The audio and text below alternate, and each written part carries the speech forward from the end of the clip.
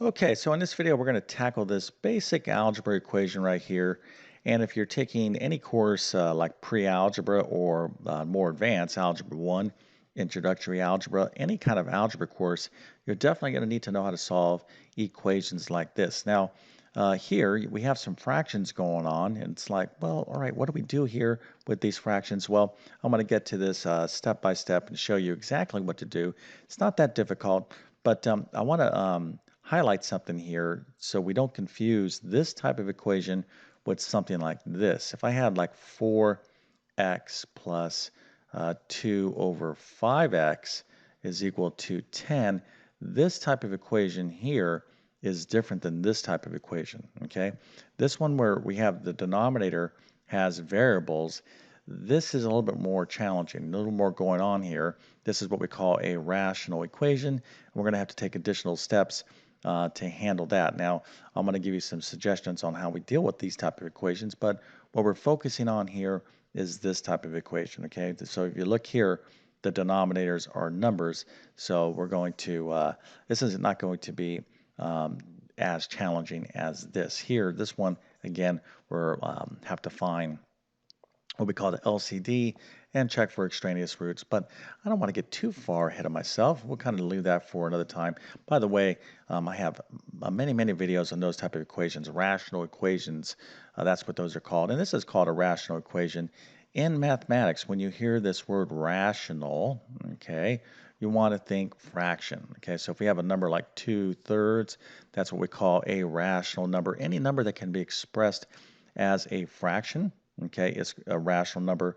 Now, it's any number that can be expressed as a fraction of where the both the numerator and the denominator are integers. Okay, so for example, 10 is a rational number. It's also another other type of number. It's a whole number, natural number, counting number, integer, etc., etc. But it's also a rational number because we can express 10 as a fraction, 10 over 1. Okay, where the numerator and denominator are integers. Okay, so I don't want to go too far off on too many tangents, but you need to understand these terms. Okay, when you hear rational, okay, you need to be thinking fraction.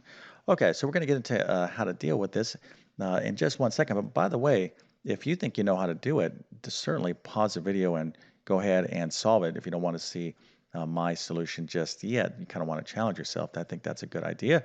But I'm going to get to my solution in just one second. But first, let me quickly introduce myself. My name is John. I'm the founder of TabletClass Math. I'm also a middle and high school math teacher.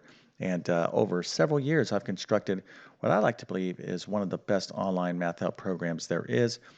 Basically, I have 100 plus extremely comprehensive math courses ranging from pre-algebra, algebra 1, geometry, algebra 2.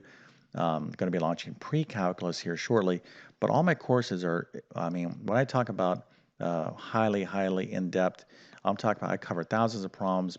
I don't deal with short little tutorial lessons like you see sometimes in other programs where someone is trying to teach you something advanced in like 7 minutes. Okay, that's not going to work. That's like a quick tutorial.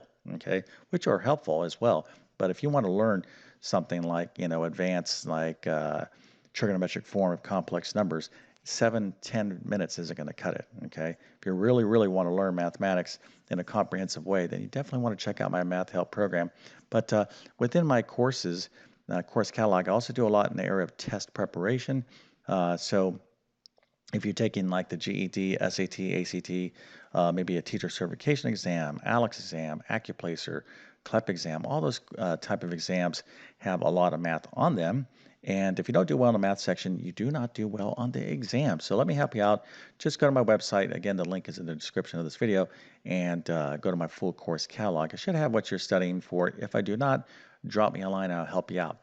Now, I also do a lot of work with independent learners like homeschoolers. So if you homeschool, I have a great homeschool learning system, and then obviously help those of you that are having a tough time in your math course. But if you're truly serious about wanting to improve in mathematics, then you got to do this.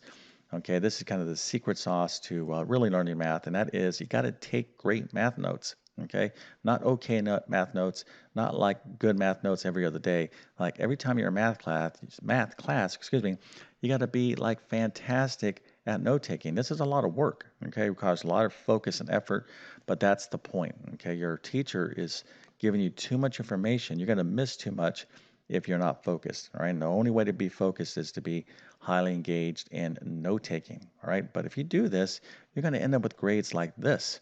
Now, the reverse is true. If you, like, whatever, I'll just look at my cell phone and I'll check in from time to time to see what the teacher's seen. And then when they're looking directly at me, I'll get my piece of paper and I'll do like this, kind of pretend I'm taking notes. All the things that I did way back in the good old 1980s, except for the cell phone part. But believe me when I tell you, we were highly distracted as well. At least I was. And that's why my grades look like that. Okay, that wasn't a good situation. It wasn't until later after I served in the Marine Corps, and then I went off to college, and I, figured out that you actually got to work to learn math. Okay, so take great notes. You'll thank me for it. But in the meantime, you still need something to study from.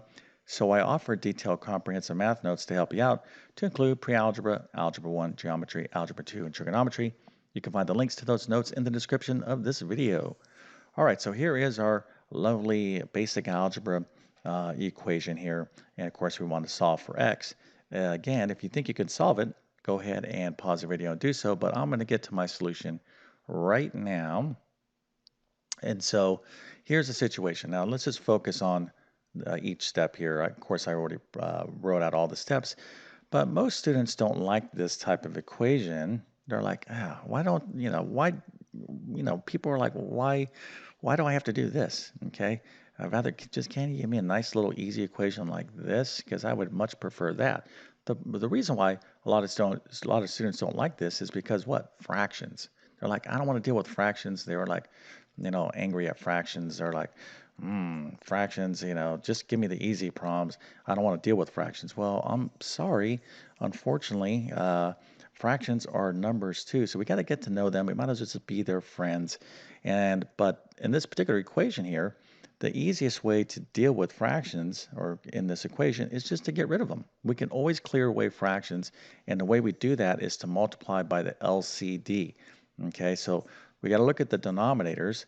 Okay, and you can see the denominators here, 4, 2, and 1.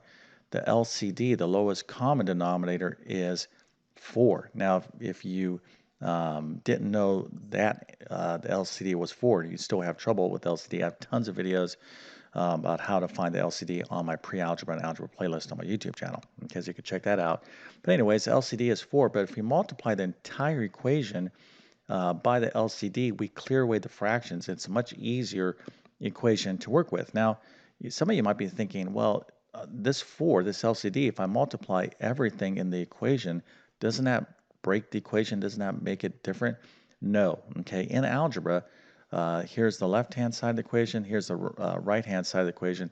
We can do anything to the equation as long as we do it equally to both sides, more or less, okay?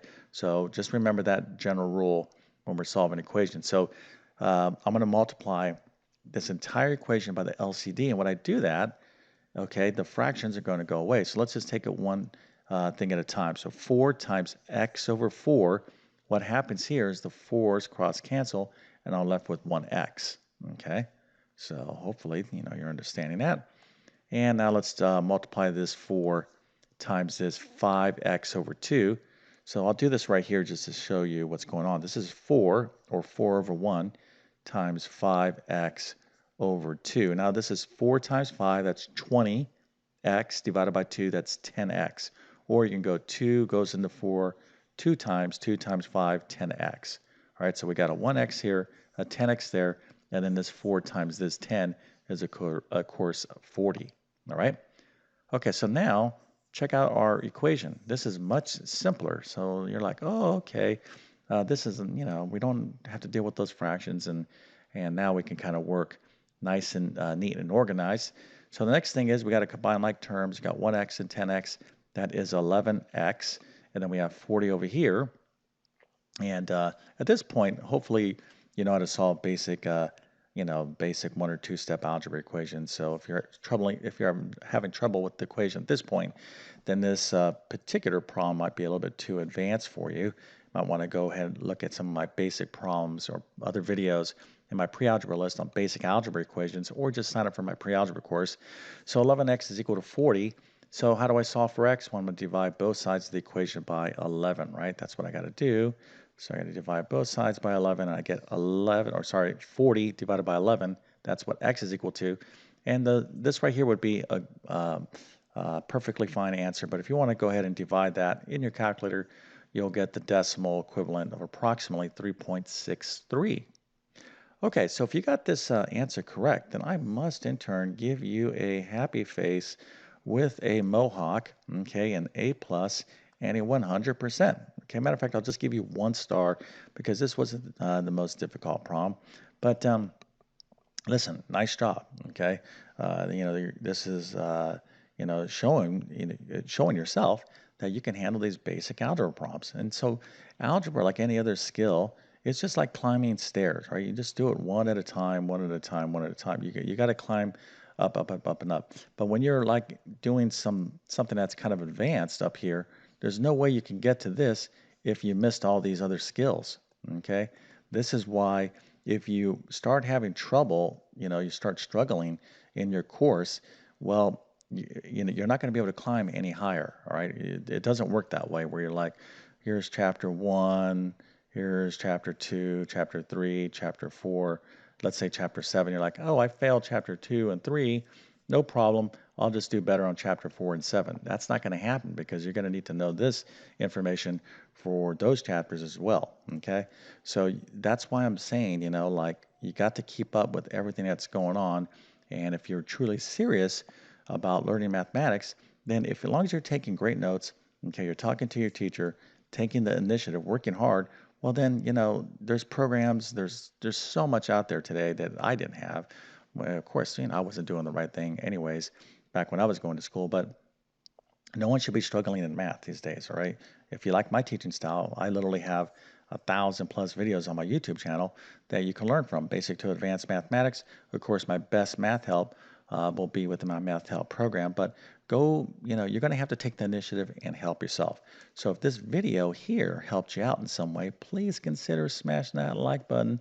And again, don't forget to subscribe as I'm posting new content all the time.